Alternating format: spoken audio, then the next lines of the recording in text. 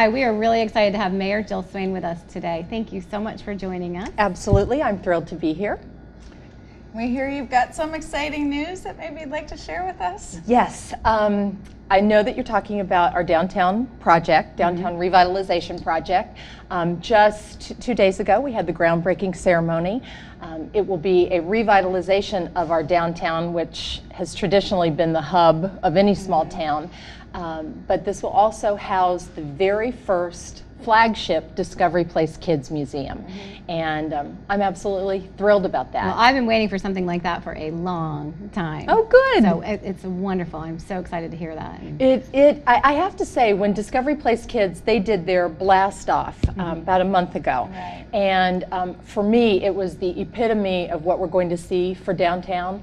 There were parents who were parking north, south, east, and west of the downtown, and we had people walking with their kids, holding flower pots, because that was part of the blast off, digging flowers and then planting them in flower pots and taking them home.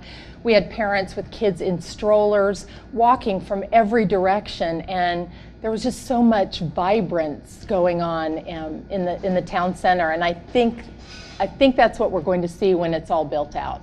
Now, what is this building going to be called, and what else is going to be in there? I hear it's a multi-purpose building, or? It is. It's a public-private partnership, Okay. and the part with Discovery Place Kids Museum will also have a third floor that will have town office space. Okay. I can say with certainty that we are definitely in need of the office space. So the third floor will have offices, it will have conference room, it will offload the stressed town hall with regard to space that we have now. And it's also going to be across the street from our police station. So if there's a need for more office space or discussion space for the police department, we'll have that too. So there will also be a parking garage. I was going to say, what about parking? Got to tell you about the parking garage. There will also be a parking garage behind the building, and so there will be parking for people who come for any municipal events, which we have a shortage of that too, and for Discovery Place Kids. Around the corner, so on the 115 side, South 115 from Gilead, there will be, with the public-private partnership, the developer will be building office and retail space there. So Is that between the fire department? Okay. absolutely, you got it. Okay. And from what I understand, and this is really their news to tell, but there's really a great mix of businesses that will support the Discovery Place Kids I guess, audience. A restaurant came up to me at the groundbreaking and said that they are planning on being there. So I think this is going to be exciting. And I know, Lori, you were at the groundbreaking, so you saw the kids from Huntersville Elementary School who walked over really? the choir. Yeah, they walked over from the school to sing songs. And they did a fabulous job. Didn't they? Sang They were so so well. cute. They were very cute. And they had themes for the songs. Yeah, so they all sang tied about in. Huntersville and about digging, and then they sang the thank you song. So nice. to me, that's indicative of how successful this project is going to be.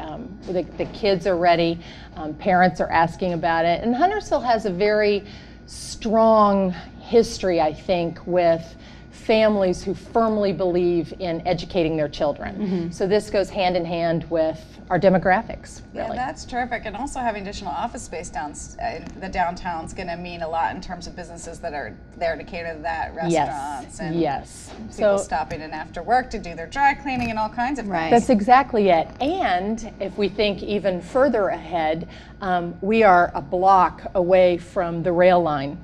So when we get the commuter rail, to me, it's a no-brainer. So it'll be exciting. This is the beginning. I think it's a great move for Huntersville. I think you've got thank you. two great restaurants down there. You have an ice cream store now. That's right. The gas station right there. So it's really starting to come together. And That's right. And a lot of activities from the park. We've got the tennis Right, court. We've got the elementary school.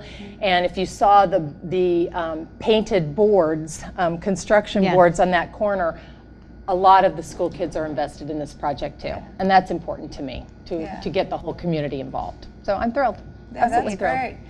And what else is going on in Huntersville that's important to you, or that you feel like you're spending a lot of time invested in? You two know that I am passionate about the Destination Huntersville Roundtable, and that's how we got to know each other. Right. And that's something that's been very important to me. I actually started that roundtable in February, 3 months after I came into office. Originally, I thought it was just a great opportunity to get the area destinations together to talk about marketing efforts. And what has happened is the destinations want to meet every month. And we've included hotels. You all joined us. Restaurants are joining us. And especially with this economy, with people staying closer to home, it's proof that this is the kind of entity that needs to really be in town. So I'm excited about that. I think you all know that I'm also with kind of an offshoot of that, and because I'm so attuned to kids, I think, I've started giving what I call the Destination Success Awards to public school kids. And that's been very tender, very sweet, and selfishly it means a lot to me because you see the joy that kids get when you give them a pat on the back. And these are kids who are not the star students, but kids who show extra effort and maybe go a little bit beyond their personal best. And I think it's important to them to show that the mayor believes in them, and that's been fun.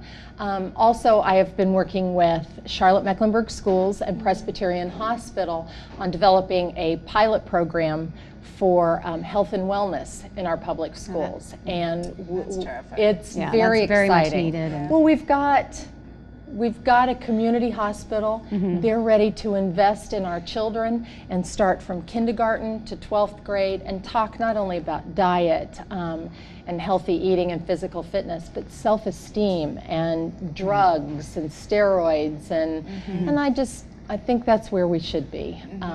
So I want to continue doing this. There's a lot of good things going